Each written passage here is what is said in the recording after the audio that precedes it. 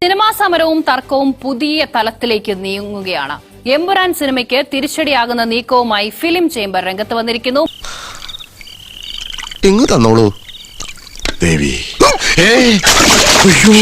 March 25 മുതലുള്ള റിലീസുകൾക്ക് കരാർ ഒപ്പിടുന്നതിന് അനുവാദം വാങ്ങണമെന്ന് ഫിയോക് ഉൾപ്പെടെയുള്ള സിനിമാ സംഘടനകൾക്ക് ചേംബർ കത്ത് നൽകി.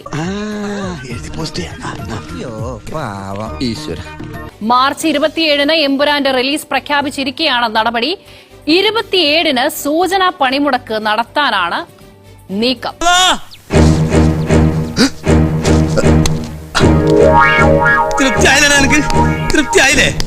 ആന്റണി പെരുമ്പാവൂർ, സുരേഷ് കുമാർ തർക്കമൊക്കെ നമുക്ക് അറിയാവുന്നതാണ്. അപ്പോൾ 27-ന് എമ്പുരാന്റെ റിലീസിന്റെ അന്ന് തന്നെ സമ്മർദ്ദത്തിലൂടെ വരുതിയിലാക്കാനാണോ ശ്രമം? ഫോണിൽ എന്നോട് വിവരം പറഞ്ഞ ബോധം കെട്ടു വീണു.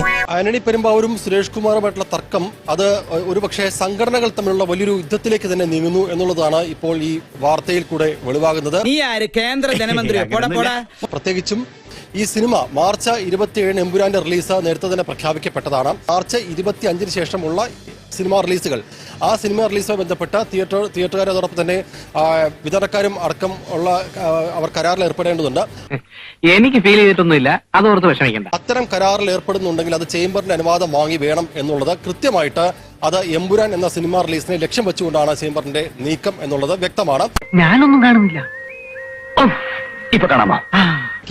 കാരണം കാണിക്കൽ നോട്ടീസിന് ആന്റണി പെരുമ്പാവൂർ 7 ദിവസത്തിനകം മറുപടി നൽകിയില്ലെങ്കിൽ മാർച്ച് ആദ്യവാരം ചേരുന്ന സിനിമാ സംഘടനകളുടെ യോഗത്തിൽ തന്നെ ആന്റണി പെരുമ്പാവൂരിന് സസ്പെൻഷൻ ഉണ്ടാകും എന്നുള്ള കാര്യം ഉറപ്പാണ്. നീ എന്തിനാ അങ്ങോട്ട് കയറി വരാൻ പോയത്? അത്തരത്തിലാണ് ഇപ്പോൾ സിനിമാ സംഘടനയുടെ ഉള്ളിൽ ഉള്ള തീരുമാനം. സാരമില്ല, ഒരബദ്ധം ആർക്കും പറ്റും. അങ്ങനെ സസ്പെൻഷൻ ഉണ്ടായാൽ തൊട്ടു പിന്നാലെ ഉണ്ടാകുന്നത് സ്വാഭാവികമായിട്ടും ഈ മാർച്ച് ആദ്യവാരം നടക്കുന്ന യോഗത്തിൽ തന്നെയായിരിക്കും സിനിമയുടെ സൂചനാ പണിമുടക്ക് സംബന്ധിച്ച തീരുമാനവും ഉണ്ടാവുന്നത്.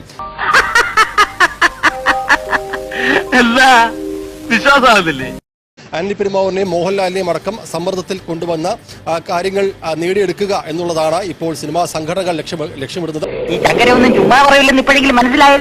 ആ വഴിക്കാണ് ഇപ്പോൾ സിനിമാ സംഘടനകളുടെ തലപ്പത്തുള്ളവർ കരുക്കൾ നീക്കുന്നത്.